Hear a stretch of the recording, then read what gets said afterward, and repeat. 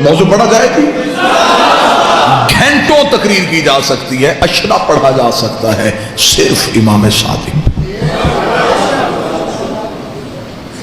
وہ میرا بادشاہ۔ علوم کیسے پھیل رہے ہیں، لوگ پڑھنے آ رہے ہیں، کوئی کسی مذہب سے، کوئی کسی مذہب سے، کوئی کسی مذہب سے۔ ایک شخص آ گیا، اس نے کہا میں پڑھنا چاہتا ہوں لیکن تیرے اللہ کو نہیں ماننا۔ امام نے کہا چل میرے اللہ کو نہ مان، کسی اللہ کو تو مانتا ہے، تیرا اللہ کون ہے؟ اس نے کہا میرا اللہ کوئی بھی نہیں۔ امام نے کہا سجدہ کسے کرتا ہے؟ اس نے کہا کسی کو بھی نہیں۔ کس کی عبادت کرتا ہے؟ اس نے کہا کسی کو بھی نہیں۔ اللہ کی طاقت؟ اس نے کہا میں نہیں مانتا۔ یہ دنیا کیسے بنی؟ اس نے کہا خود ہی۔ اس نے کہا میں دہریہ ہوں، میں لا مذہب ہوں، میرا عقیدہ ہے ہر چیز خود وجود میں آئی ہے، خود فنا میں بدل جائے گی، اور یہ عقیدہ آج بھی ہے، آج بھی مذہب کے موجود ہے۔ اس نے کہا میں لا مذہب ہوں، میں قائل نہیں ہوں۔ اب بتائیں پڑھائیں گے کہ نہیں؟ میں نے کہا پڑھائیں گے۔ پڑھنا کیا چاہتا ہے؟ طب سیکھنا چاہتا ہوں، حکمت سیکھنا چاہتا ہوں، حکیم بننا چاہتا ہوں، میڈیکل سیکھنا چاہتا ہوں۔ امام نے کہا پڑھائیں گے۔ پڑھنا شروع ہو گیا، مسلسل امام کی یونیورسٹی میں مکتب میں آ رہا ہے اور امام سے درس لے رہا ہے۔ ایک دن بیٹھ کے حلیلے کے بیج کوٹ رہا تھا۔ بزرگ دعا فرما رہے ہیں میرے لیے بڑی سعادت، امام کو خبر ہو گئی کہ اب لوہا گرم ہے۔ وہ بیٹھ کے حلیلے کے بیج کوٹ رہا ہے۔ امام قریب گئے، قریب جا کے امام پتھر پہ بیٹھ گئے۔ امام نے کہا دیکھ تو میرا بڑا شاگرد قابل ہے، جو میں تجھے پڑھاتا ہوں تو سیکھتا ہے اور اس پہ عمل کرتا ہے، آج کوئی امتحان لے؟ جی مولا لیں۔ امام نے فرمایا کیا کر رہا ہے؟ مالک آپ نے کل والے درس میں بتایا تھا کہ حلیلے کے بیج کوٹ کے ایک صفوف تیار ہوتا ہے جو جلد کے امراض کا علاج ہوتا ہے۔ امام نے کہا اچھا، تو اس پہ تجربہ کر رہا ہے؟ جی تجربہ کر رہا ہوں۔ امام نے فرمایا چل تو مجھے اسی پہ سوال کرتے ہیں، دنیا میں پہلے بیج آیا تھا یا درخت؟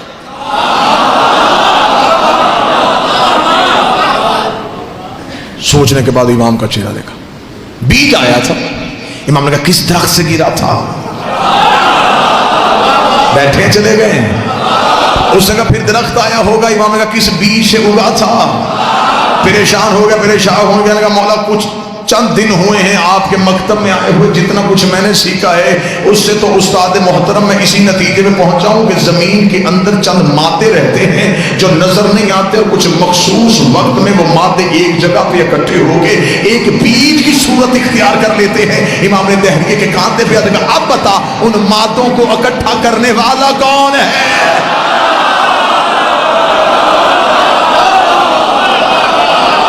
کون ہے جو ان مادوں کو اکٹھا کرتا ہے؟ تو نے نہ نظر آنے والے مادے مان لیے، نہ نظر آنے والا اللہ کیوں نہیں مانا؟ جیسے مادے نظر نہیں آتے ایسے مادوں کا خالق بھی نظر نہیں آتا، جیسے وہ بھی چھپے ہوئے راز ہے ایسے وہ بھی چھپا ہوا راز ہے۔ اتنا کہنا تھا، اس نے قدموں پہ ہاتھ رکھے گا قربان جاؤں تیرے، تو نے صرف اللہ منوایا نہیں، تو نے تو دکھا بھی دیا، تو نے منوایا نہیں، تو نے دکھا دیا۔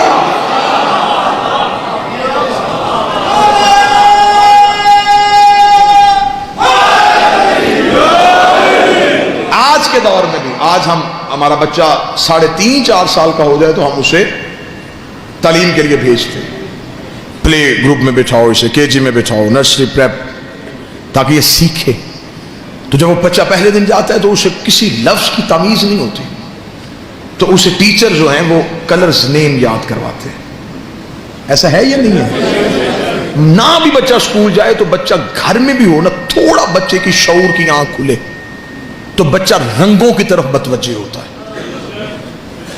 پھیکے ہوئے رنگ، جیسے جیسے وہ کلر دیکھتا جائے گا بچہ لپکے گا۔ رنگوں کے ساتھ پڑھانے کا طریقہ سب سے پہلے میرے اس مولا نے متعارف کروایا۔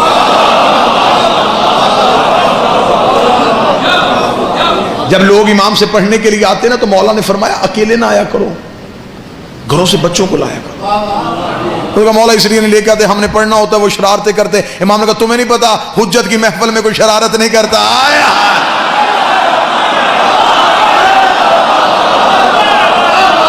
لایا کرو بچے لے کے آیا کرو ساتھ. اگلے دن وہ بچے ساتھ لے کے آئے.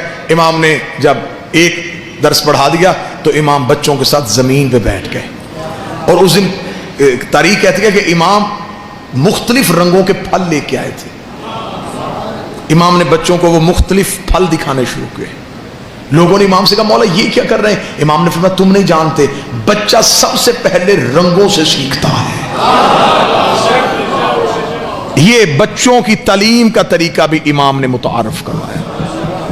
آج بھی دنیا کی ٹاپ ترین یونیورسٹیز کے پروفیسرز نے مل کے بیٹھ کے متفق علیہ یہ فیصلہ کیا ہے کہ دنیا میں ایک شخصیت ہے جس نے ہر علم پہ بات کی ہے جو شیعوں کا چھٹا امام ہے. اور دنیا کی یہ مذہب کی سچائیاں ہیں. یہ میں اپنی قوم کے نوجوانوں کے معلومات کے لیے اس پہ ریسرچ کیجئے گا.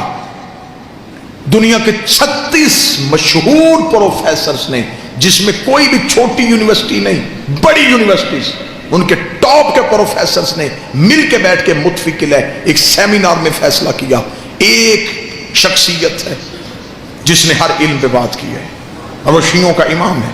پھر انہوں نے فزکس والے نے امام کا فزکس پہ دیا ہوا مقالہ, کیمسٹری والے نے کہا کہ امام نے کیمیا پہ کیا کیا کہا, میتھ والے نے میتھ کا بتایا, سائنس والے نے سائنس کا بتایا. انہوں نے وہ سارے جب اکٹھے کیے تو پھر انہیں ایک کتاب کی صورت دی. اس کتاب کا نام جو انہوں نے رکھا وہ نام ہی آپ کے چہروں پہ تازگی لے آئے گا.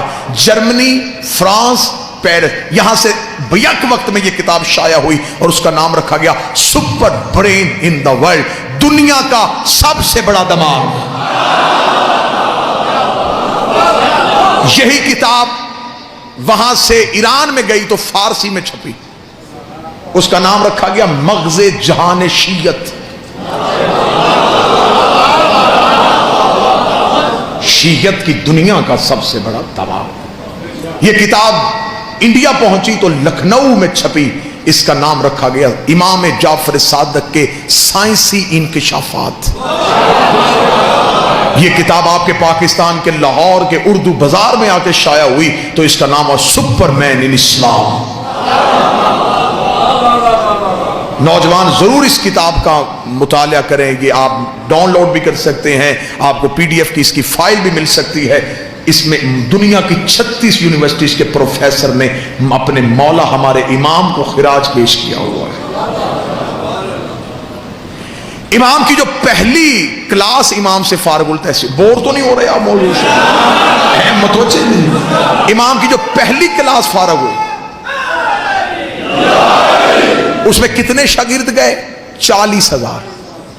ایک روایت 30,000 کی, ایک 40, ایک نے 70,000 لکھا. یہ پہلی کھیپ تھی جو امام نے پڑھا کے فارغ کی جلدی جلدی. اور جب یہ پڑھ کے نکلے تو امام نے فرمایا اب گھروں میں نہ جانا, یہ نہ ہوگا سیکھ کے اب گھروں میں جا کے بیٹھ جاؤ. مولا حکم فرمایا پھیل جاؤ,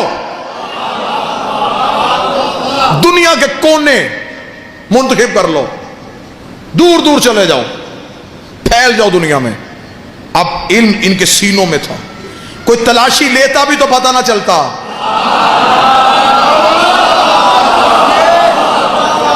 امام نے سینوں میں علم کا بارود بھرا, امام نے مجاہد تیار کر کے علم کے بھیج دیے. امام نے کہا پھیل جاؤ. اب یہ دنیا کے کونوں کونوں میں انہوں نے گھوڑے دوڑائے, چلے گئے. یہ شہروں کو جا کے آباد کرنا شروع کیا, لوگوں کو اکٹھا کرتے, آؤ تمہیں بتائیں, نیا علم سکھائیں. جب یہ بتاتے تو وہ لوگ حیران ہو کے دیکھتے, اتنا کچھ تم کہاں سے سن کے آئے ہو؟ وہ کہتے کالا صادق, ایک سچے نے کہا ہے. آیا کالا صادق, کالا صادق, کالا صادق, کالا صادق, سچے نے کہا, سچے نے کہا, سچے نے کہا. 70,000 شاگردوں نے جو دنیا کے کونے کونے میں جا کے کہا کہ ایک سچے نے کہا, تو دنیا کے کونے کونے میں پتا چل گیا کہ سچا ایک ہی ہے. آیا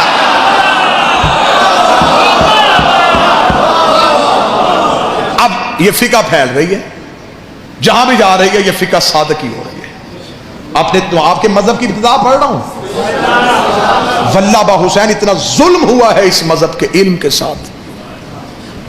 شیخ توسی کے قبلہ تشریف فرمائیں کی تائید، شیخ توسی ہمارے مذہب کا، ان کے دور تک امام کے 400 کتب امام کی موجود تھی، کلمی نسخے.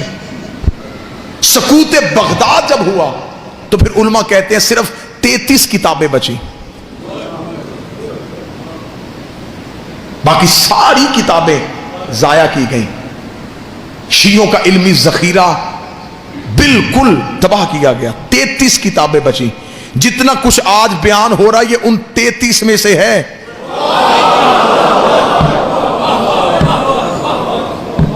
چار 400 آ جاتی تو کیا ہوتا. اور بہت سے علماء نے یہ لکھا ہے کہ وہ کتابیں محفوظ ہیں ہمارے وقت کے امام کے پاس. جب وہ ظاہر ہوں گے تو وہ امام کے کلمی نسخے ان کے پاس اسی صورت میں موجود ہیں. فقہ کس دور میں پھیل رہی ہے؟ جس دور میں آپ یہ نہ سمجھیں کہ شیعت آپ تک پھولوں کی سیج پہ چل کے آئی ہے. ایک لمحے کے لیے اگر آپ تاریخ سے شیعت کی تاریخ اٹھا کے دیکھ لینا کہ ہم تک یہ فقہ پہنچی کیسے ہے. آج آپ کو یہاں مجلس 2 گھنٹے کے فضائل، 6 گھنٹے کے فضائل، وہاں مجلس، وہاں فضائل، وہاں مجلس، وہاں فضائل. میں منبر کے تقدس کی قسم کھا کے کہتا ہوں ایک معصوم کی حدیث سننے کے لیے لوگ 900 میل سفر کرتے تھے. پتہ چلتا تھا کہ 900 میل کے فاصلے میں ایک ایسا محدث رہتا ہے جس کے پاس معصوم امام کی ایک حدیث ہے. لوگ سفر کر کے اس کا پتہ ڈھونڈتے، اس کے پاس جا کے کہتے کہ ہم تجھے جو چاہتا ہے وہ دیں گے، ہمیں وہ مولا کی حدیث سنا دے جو تیرے پاس ہے. میرے 5ویں بادشاہ سے ایک بندے نے پوچھا مولا جب ہم شیعہ آپس میں ایک دوسرے کو ملا کریں تو مولا کیا تحفے دیا کریں جو آپ کی سنت ہو؟ اچھا لباس دیں، بہتر سواری دیں یا اچھی خوشبو دیں؟ امام فرماتے اگر میرا شیعہ دوسرے شیعہ کو بہتر تحفہ دینا چاہتا ہے سب سے بہتر تحفہ یہ جب بھی ایک دوسرے کو ملو ہماری حدیث سنایا کرو. وہ اسے ملے گے کہ تیرے پاس کوئی مولا کا نیا فرمان ہے،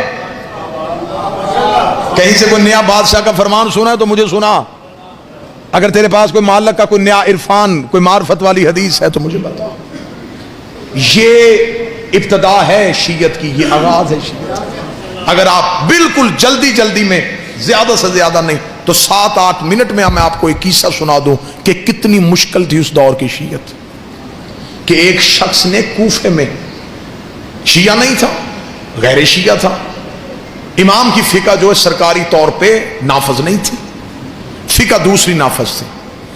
اس شخص نے غصے میں اپنی زوجہ کو طلاق دے دی. صبح کو اٹھ کے اس نے علماء سے رجوع کیا. حل انہوں نے جو حل بتایا اس نے کہا نہیں، اسلام غیرت کا مذہب ہے. منبر کی تہذیب ہر بات کو کھولنے کی اجازت بھی نہیں دیتی. یہ تو مولوی کا شروع سے طریقہ کار ہے نا جی، کہ کوئی نہ کوئی رستہ تو اس نے نکال. ایک بندے نے مولوی سے جا کے کہا تھا، اس نے کہا مولوی صاحب میں نے غصے میں اپنی بیوی کو طلاق دے دی ہے. اس نے کہا جی یہ حل ہے. اس نے کہا یہ نہیں مولوی صاحب اس کے علاوہ کوئی حل. اس نے کہا میں کیسے حل نکالوں؟ اس نے کہا اچھا مولوی صاحب حل کوئی نہیں، میری قسمت یہ 10,000 روپیہ مدرسے کے لیے چندہ لے کے آیا تھا، اگر کوئی حل نکل آتا تو شاید چندہ بھی دے دیتا. اس نے کہا اچھا مجھے بتا طلاق کہا تھا یا طلاق کہا تھا؟ اس نے کہا جی میں نے طلاق کہا تھا. اس نے کہا تے سے نہیں ہوتی،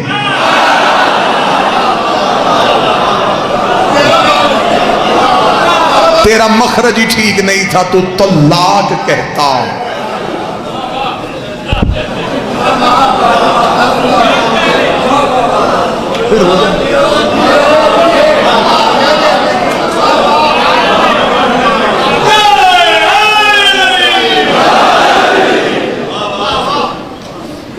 اقبال ہی نے کہا تھا نا کہ ملا تو ابلیس کو بھی برگلا دے.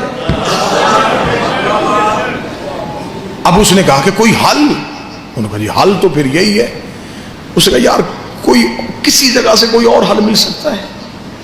ایک شخص نے کہا ایک حل ہے، ایک فقہ ہے، سرکاری طور پہ نافذ نہیں، حکومت اس کی مخالف ہے، حکومت اسے کسی صورت میں نافذ نہیں ہونے دے رہی، بانی اس کا مدینے ہے۔ اس کا وہ کس کی ہے؟ اس کا رسول کے بیٹے کی۔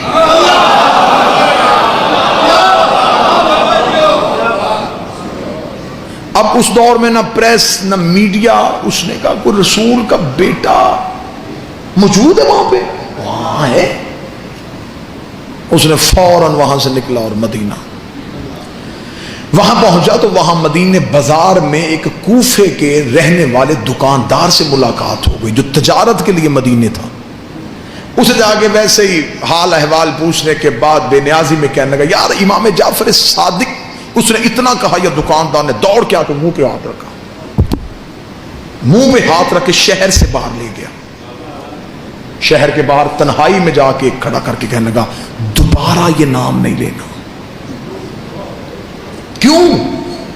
اس نے کہا تو نہیں جانتا، انہیں گھر میں پابند کر کے رکھا ہوا ہے، گلی میں فوجی ہے، مخبروں نے اس گلی میں کرائے پہ گھر لیے ہوئے ہیں کہ کون امام سے ملنے آتا ہے۔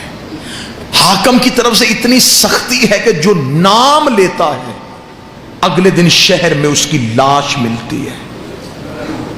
تو کوفے کا تھا، اس لیے میں تجھے سمجھانے شہر سے آ گیا، واپس چلا جا، اب مدینے شہر کا رخ نہ کرنا۔ یہ کہہ کہ وہ مدینے کی طرف چلا یا وہ شخص پیچھے چلا۔ اس نے کہا اب کہاں آ رہا ہے؟ اس نے کہا اب ملوں گا، اب یقین ہوگا یہ سچا ہے۔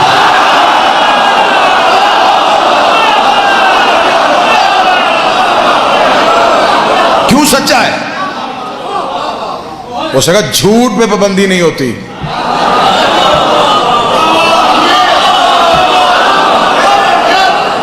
پابندی لگے یا کوئی لگوائے،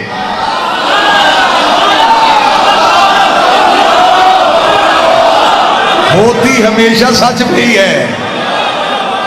سچ ہوتا ہے کڑوا، حقیقت نکلنی بڑی مشکل ہوتی ہے۔ اس کا وہ سچا ہے، اب اس سے میں نے ملنا ہے۔ اس کا پھر ٹھیک ہے، قتل کے لیے تیار ہو جا۔ اس کا مر تو میں پہلے ہی گیا ہوں، اب میں ملوں ہی ملوں۔ وہ گیا، جا کے اس نے جب پتہ کرتا کرتا کرتا پہنچا تو حالت کیا ہے؟ گلی میں فوجی، چھتوں پہ سپاہی، تلواریں، مخبروں کی آنکھیں دروازوں سے، اتنا وحشت ناک ماحول۔ واپس پلٹ آیا، دوسرے دن پھر وقت تبدیل کر کے گیا، حالات ہوئے، تیسرے دن رات کے وقت گیا، اس سے کہا نہیں ملاقات نہیں ہو سکتی، اتنا سخت پہرا، اتنی سختی۔ تیسرے دن مدینے کے باہر بیٹھا سوچ رہا تھا واپس جاؤں، نہیں ملاقات ہوگی۔ یا ایک لمحے کے لیے ذہن میں خیال آیا، آنکھیں بند کی، بند کر کے اب لب نہیں ہل رہے، اب یہاں سے بولنا شروع ہوا، تجھے تو پتا ہے کہ میں ملنے آیا،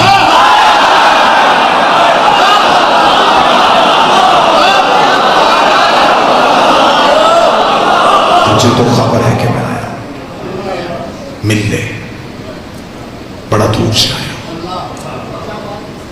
اب یہ عشق کا تقاضا ہے کہ یہاں کا لہجہ وہ جلدی سنتے ہیں۔ جو ہی اس نے یہاں سے پکارا تو کان میں ایک آواز آئی، سبزی لے لو۔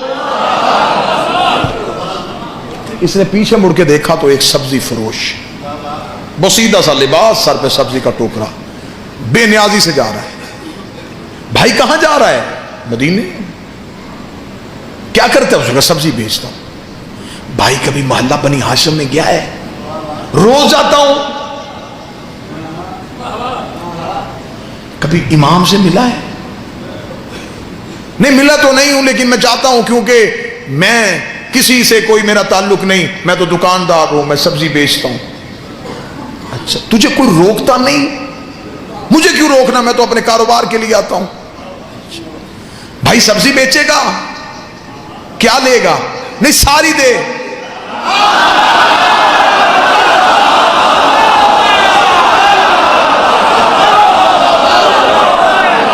اب یہ مجلس کا جو اتنا پورشن ہے اس کا تعلق ہے تمہاری روح کے ساتھ. یوں تمہارے بدنوں سے روحیں پرواز کریں گی اور تمہیں یوں مدینے میں دہلیز بادشاہ کا سجدہ نصیب ہو. اچھا ساری سبزی بیچ بھائی, لباس بدل لے. یہ میرا نیا لباس ہے, قیمتی ہے, یہ لے لے, یہ بسیدہ لباس دے دے. لباس تبدیل ہوا, سبزی کا ٹوکرا سر پہ لیا مدینے کے. سیال کوٹ میں جملہ ضائع ہو گیا تو پھر آج کے بعد اس موضوع پہ یہ جملہ میں ممبر پہ پڑھوں گا ہی نہیں. کتنا اچھا تھا, سبزی فروش بن گیا, ضمیر فروش نہیں بنا. واہ یا حسین, یہ ہے قدر, اسے کہتے ہیں قدر. سبزی فروش بن گیا, عقیدہ فروش نہیں بنا.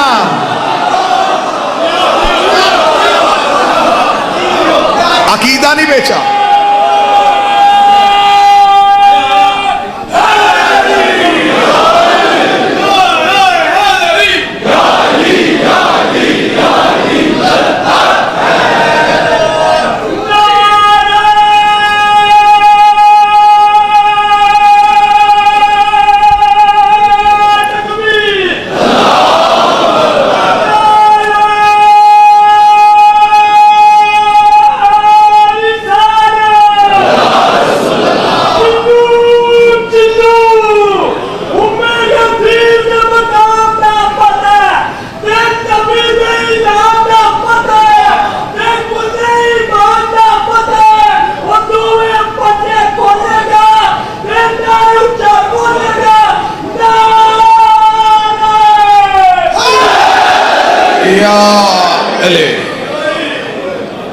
سبزی فروش بن کے یوں مدینے میں داخل ہو. مدینے شہر میں داخل, سبزی لے لو, سبزی لے لو, سبزی لے لو. گزرتا گزرتا محلہ بنی ہاشم تک پہنچا. پہلی چیک پوسٹ پہ سپاہیوں نے روکا. اچھا اچھا اچھا سبزی فروش ہے, چل. اب محلے میں قدم آ گیا ہے, دل کی دھڑکن کانوں میں سن رہی ہے, اپنے ہی پاؤں اٹھانا مشکل ہو رہا ہے. جس کے لیے ترس رہا تھا وہ لمحہ آ گیا ہے. مخبروں کی آنکھیں بھی دیکھ رہا ہے, سپاہیوں کی تلواریں بھی نظر آ رہی ہیں, فوجیوں کے پہرے بھی ہیں. قدم بڑھتے چلے جا رہے ہیں. جو ہی دیکھا کہ دروازے کے سامنے سپاہیوں کا رش زیادہ ہے, ذہن میں پتا چل گیا یہی گھر ہے, یہ دروازہ ہے. اس دروازے کے سامنے پہنچا, سپاہیوں نے پھر روکا, تلاشی لی, گزرا. اب یوں دائیں طرف امام کا دروازہ ہے. سپاہیوں کے خوف سے دیکھ بھی گیا, گزر بھی رہا ہے. اگلا قدم دروازے سے آگے بڑھنے والا تھا, یا پھر یہاں سے بولا یہاں تک میں آ گیا ہوں, یہاں تک آنا میرے بس میں تھا, یہاں تک میں پہنچ گیا ہوں. اب گیا تو پھر میں چلا جاؤں گا, اب نہیں میں واپس آؤں گا. مجھے 3 دن ہو گئے تیرے انتظار میں, اب تو مجھ سے مل لے. چل جواب نہ بتانا, مل تو لے, چل دیکھ تو لوں. ابھی یہ کہہ رہا تھا یا امام کی حویلی کا دروازہ کھلا, نوکر کی آواز آئی, سبزی فروش اندر آ, آج مولا نے سبزی دے کے لینی ہے. تو بیٹھا ہے سیال کوٹ میں, آج میرے مولا نے سبزی دے کے لینی ہے.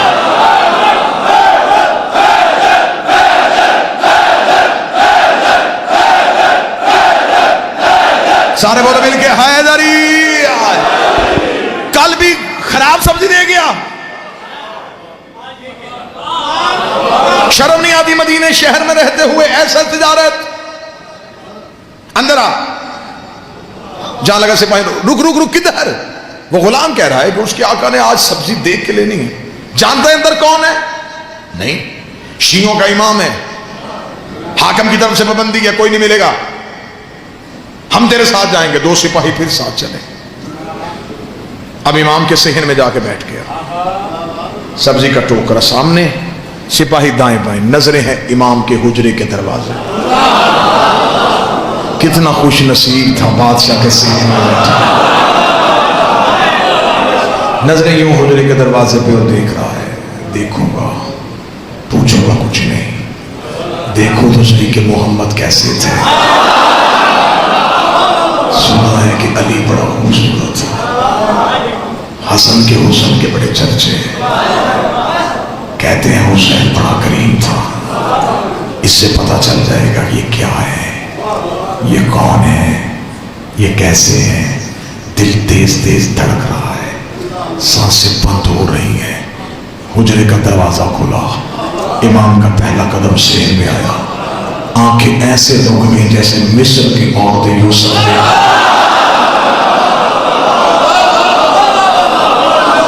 انگلیاں نہیں کٹیں، دل ہی کٹ گیا، خود ہی کٹنا شروع ہو گیا۔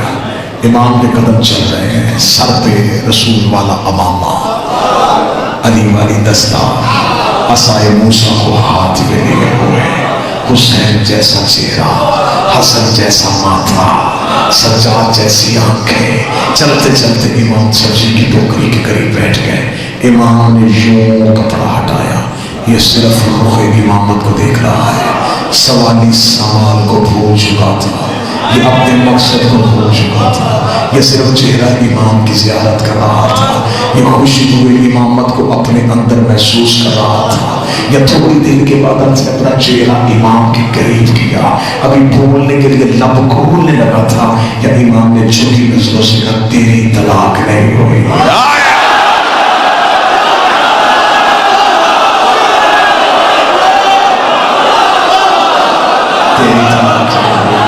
تیری طلاق نہیں ہوئی۔ امام نے اتنا جملہ کہا، آنکھیں چندھا کے کھولے، آہستہ سے کہنے لگا میں نے پوچھا تو نہیں۔ امام نے کہا ہم سوالوں کے محتاج ہیں۔ اب سپاہی سمجھ رہے تھے کہ سودا ہو رہا ہے، قریب چہرہ کر کے کہنے لگا 3 دن ہو گئے مجھے، آپ مل ہی نہیں رہے تھے۔ امام نے کہا تو ویسے پکار ہی نہیں رہا تھا۔ شیعت پھیل رہی ہے، شیعت کا ابتدا سنا، مولا آج واپس چلا جاؤں گا۔ آپ نے جواب دے دیا کہ نہیں ہوئی، شہر جاؤں گا، کوفے کا مفتی بڑا ظالم ہے، وہ مجھے کہے گا صرف نہیں سن کے آ گیا، دلیل تو لی کوئی نہیں، مولا کوئی دلیل دے تاکہ اس کا منہ تو بند کر سکو۔ کاش وقت ہوتا، امام آیتیں پڑھتے، امام حدیثیں پڑھتے، اب وقت نہیں ہے، اسے بھی بچانا ہے، گھر بھی بچانا ہے۔ امام نے کہا صاحب کہ کوفے کے مفتی کو صرف اتنا کہہ دینا تو نے طلاق دی تھی، غصے میں، غصہ ہوتا ہے حرام، حرام حالت میں حلال کام نہیں ہو سکتا۔ واہ یا علی، واہ یا علی۔ اب کون لائے گا اس دلیل کا جواب؟ اتنا کہنا تھا بس، آخری جملہ اور منبر کا اتنا کہنا تھا یوں اس نے۔ اور یہ محبت کا تقاضا ہے کہ جب محبت غالب آتی ہے تو سب سے پہلے خوف ختم ہو جاتا ہے۔ اب اسے سپاہیوں کا ڈر نہیں رہا، علی کہہ کے اٹھ کے کھڑا ہو گیا۔ سپاہیوں نے نیام سے تلواریں کھینچی، انہوں نے کہا ہمیں پہلے ہی پتا تھا تو جعفر صادق کا کوئی شیعہ ہے، بھیس بدل کے مدینے شہر میں آیا ہے۔ سپاہیوں نے گریبان سے پکڑ کے بدن کو گھسیٹنا شروع کیا۔ اس کی نظر امام کی طرف تھی، امام کی طرف دیکھ کے مسکرا کے تھا اب زندگی سے محبت نہیں رہی، اب موت کا ڈر نہیں رہا، اب میرے بدن کا لہو تیرے قدموں میں آ جائے، اس سے بڑھ کے میرے لیے عزاز کوئی نہیں ہوگا۔ لیکن زہرا کا بیٹا مجھے اتنا بتا دے، میں روز سوچا کرتا تھا کہ واپس چلا جاؤں، آدھے رستے سے واپس آ جاتا تھا، مجھے کون سی چیز واپس نہیں جانے دیتی تھی؟ امام نے کہا ایک دن بھی تیری ماں نے تیری تربیت میں خیانت کی ہوتی تو میرے دروازے پہ آئی نہیں۔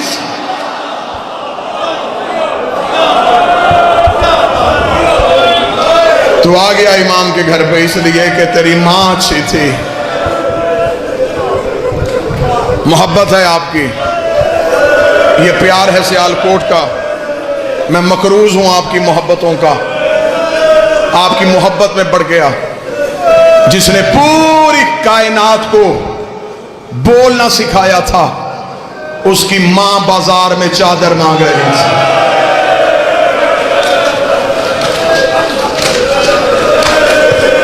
بیٹھے ہیں سارے جنازے کے انتظار میں. میں مصیب پڑھنے سے پہلے اپنے وقت کے بادشاہ سے معافی مانگوں گا. مولا مجھ نوکر کو معاف کرنا، میں تیرے جد کے فضائل پڑھنے میں اتنا مگن تھا. مولا جنازے میں دیر ہو گئی. آج کے جنازے میں دیر اس لیے بھی نہیں کرنی چاہیے تھی کہ اس جنازے کو کاندھا دینے کے لیے وہ آیا ہے جو 14 سال کا تھکا ہوا ہے، جس کی کڑیاں بھی نہیں کھلی تھی، جس کے زیور بھی نہیں اترے تھے. وہ آج جنازے کو کاندھا دے کے رو کے کہے گا میرا تو کسی نے نہیں اٹھایا اور میں اپنے باپے کا جنازہ اٹھا رہا. جتنے مات میں بیٹھے ہو کوشش کروں گا شہادت کے 2-4 جملے پڑھ سکوں. غربت میں اس کی اپنی مثال. یہ جتنے مات میں بیٹھے ہو نا، میں واللہ حسین اشرا ہوتا تو میں امام صادق پہ پڑھتا. عزاداری طریقہ ہی اس مولا نے سکھایا.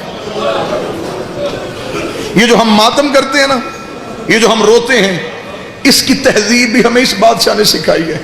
عزاداری کے طریقے اس مولا نے سکھائے ہیں.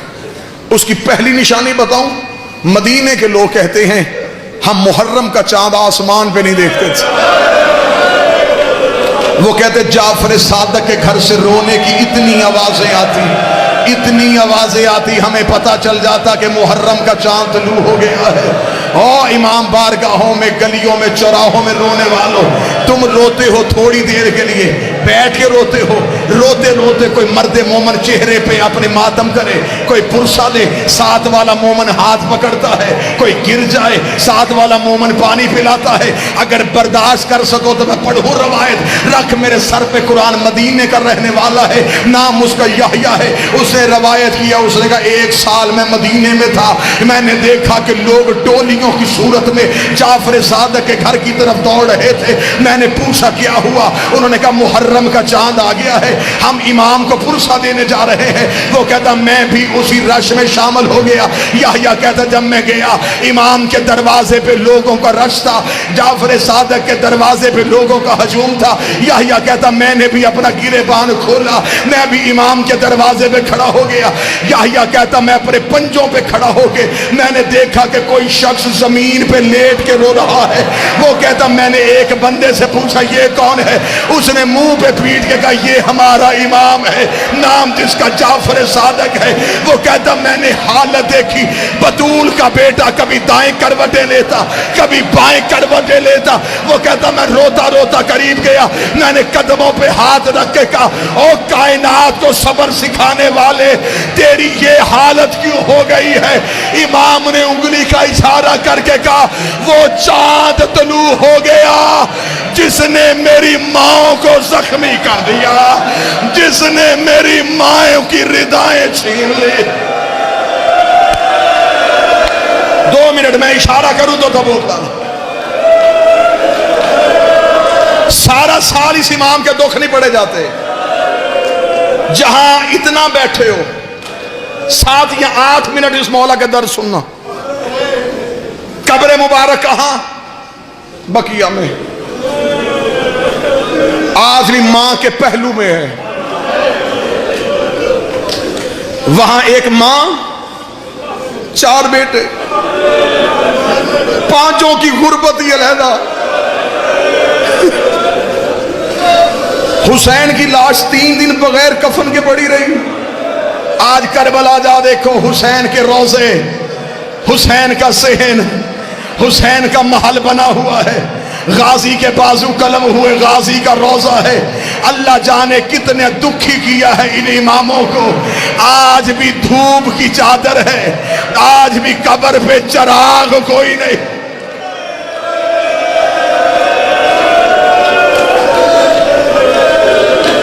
میں جتنی دیر بادشاہ کی مصیبت پڑھوں ہائے ضرور کہنا. اور ایک محرم قریب آ رہا، عزاداری کے حوالے سے اس مولا کا ایک فرمان سناؤں. اکثر میں نے لوگوں کو دیکھا ہے، محبت میں کوئی کمی نہیں، لیکن بعض احباب روتے روتے اپنا چہرہ چھپا لیتے. یہی میرے مولا مجلس پڑھ رہے تھے، سامنے بیٹھے کہ بندے نے چہرہ چھپا کے رونا شروع کیا، امام نے مجلس چھوڑی، امام نے مجمع سے جا کے اس کے چہرے سے رومال ہٹایا، امام نے کہا کیا تو میری دادی سے شرمندہ ہے؟ چہرہ چھپا کے کیوں رو رہا ہے؟ مولا کیسے رو؟ امام نے فرمایا ایسے رو جیسے بوڑھی ماں جوان بیٹے کی لاش پہ روتی ہے، تجھے خبر ہی نہیں کہ ہمارا نقصان کتنا۔ چیخے مار کے رونا اس مولا کی سنت ہے۔ شکل کے بگڑنے کا خوف کبھی نہ کرنا، مرتے ہوئے اس کی شکل نہیں بگڑتی جو حسین کے غم میں اونچی آواز میں روئے۔ دوسری تہذیب اس مولا کی، مولا جس جگہ پہ مجلس ہوتی تھی، مولا مجلس میں آتے، مولا بیٹھنے سے پہلے اس جگہ کو چومتے۔ مولا نے کہا اگر دنیا کو پتا چل جائے حسین کے رونے والی جگہ کی منزلت کیا ہے، امام فرماتے لوگ اپنے گھروں میں جانا چھوڑ دیں۔ امام فرماتے یہاں فرشتے اپنے پر مس کرتے ہیں، اتنی متبرک ہے حسین کے رونے کی جگہ۔ بس عزادارو، پہلی غربت پڑھنے لگا ہوں اس بادشاہ کی، 3 بار امت نے زہرا کے گھر کو آگ لگائی۔ پہلی بار جب سیدہ بیٹیوں کے ساتھ مدینے تھی، انہوں نے امام کے گھر کو آگ لگا دی۔ 8 شوال یوم نہدا میں جنت البقیع بھی گزرا ہے۔ میں بطول کی غربت پہ ایک جملہ پڑھ دیتا ہوں، رکھ میرے سر پہ قرآن۔ انہوں نے صرف دروازہ نہیں گرایا تھا، انہوں نے بطول کی حویلی گرا دی تھی۔ میں نے اپنے کانوں سے ایک عظیم عالم دین سے روایت سنی ہے، اس نے کہا اس سے بھی زیادہ غریب ہوگا علی کہ مسلمانوں نے علی کے گھر کی دیوار گرا دی۔ کئی دن علی نے کپڑا لگا کے بیٹیوں کے پردے کا بندوبست کیا، رو رو کے گلی میں کھڑا ہو کے کہتا تھا اس گلی سے نہ گزرنا، میری بیٹیاں بیٹھی۔ دوسری بار امت نے آگ لگائی کربلا کے جنگل میں، بطول کی بیٹیوں کے خیمے میں۔ تیسری بار آگ کب لگی؟ جب جعفر صادق اپنے گھر میں اولاد کے ساتھ رہ رہے تھے، ابن زید ملعون نے سپاہیوں کو ساتھ لے کے جعفر صادق کی حویلی کو آگ لگا دی۔ دعا کیا کرو رات کے وقت کسی شریف کے گھر کو آگ نہ لگے۔ ادھر امام کی حویلی کو آگ لگی، امام کی 3 بیٹیاں تڑپ کے اٹھی، وہاں گئی جہاں تیرا 7واں امام تھا، رو کے کہتی قاسم جاگ، ہمارے گھر کو آگ لگ گئی ہے۔ امام نے اپنے سر سے امامہ اتارا، امام نے کپڑے سے آگ کو بجھانا شروع کیا، امام کے امامے کو آگ لگی۔ موسیٰ کاظم کی چھوٹی بہن نے امام کے کرتے پہ ہاتھ ڈالا، رو کے دی کاظم تیرے امامے کو آگ لگ گئی ہے۔ کاظم نے بہن کو سینے سے لگایا، رو کے کہتے ہو قربان جاؤ، تجھے بھائی کا چلتا ہوا امامہ برداشت نہیں ہوا۔ ہائے غربت میرے دادے سجاد کی، جس کے سامنے آ کے سکینہ نے کہا سجاد میرے کرتے کو آگ لگ گئی، اور مجھے بتا میں جل کے مروں، برداشت کرو گے؟ لے آؤ جنازہ غریب کا، یا کوئی ماتمی مر جائے گا۔ جعفر صادق کا جنازہ، بطول کے بیٹے کا جنازہ، بغداد کے قیدی کے غریب باپ